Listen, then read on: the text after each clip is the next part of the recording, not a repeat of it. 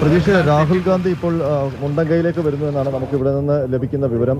അദ്ദേഹം ബെയിലി പാലം കടന്നു എന്നാണ് നമുക്ക് ലഭിക്കുന്ന വിവരം.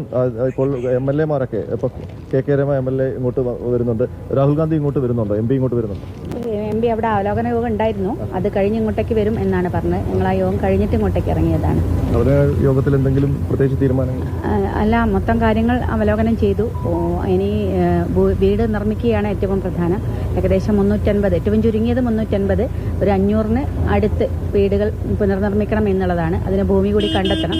അതിന്റെ പരിപാടികളൊക്കെ കളക്ടറുമായിട്ടൊക്കെ ഡിസ്കസ് ചെയ്തിട്ടുണ്ട്. ഈ രക്ഷാദൗത്യം, തിരച്ചിൽ, അതൊക്കെ എത്ര ദിവസം കൂടി മുന്നോട്ട് കൊണ്ടുപോകാൻ, അത് അങ്ങനെ എന്തെങ്കിലും തീരുമാനം? ഇല്ല, അങ്ങനെ തീരുമാനങ്ങൾ എടുത്തിട്ടില്ല. അത് ഗവൺമെന്റുമായിട്ട് ആലോചിച്ച് മന്ത്രിസഭാ ഉപസമിതി ഉണ്ടല്ലോ, അതും കൂടെ ചേർന്ന് അത്തരം കാര്യങ്ങളെ കുറിച്ച് ഫൈനലൈസ് ചെയ്യും.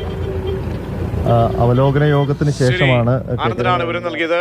രാഹുൽ ഗാന്ധി വരുന്ന മുറയ്ക്ക്, ദൃശ്യങ്ങൾ ലഭ്യമാകുന്ന മുറയ്ക്ക് നമുക്ക് വീണ്ടും അനന്തനിലേക്ക് എത്താം. ഒരുപാട് രാഷ്ട്രീയ പ്രവർത്തകർ കൈത്താങ്ങുമായി അവിടേക്ക്, ദുരന്തഭൂമിയിലേക്ക് എത്തിക്കൊണ്ടേ ഇരിക്കുകയാണ്.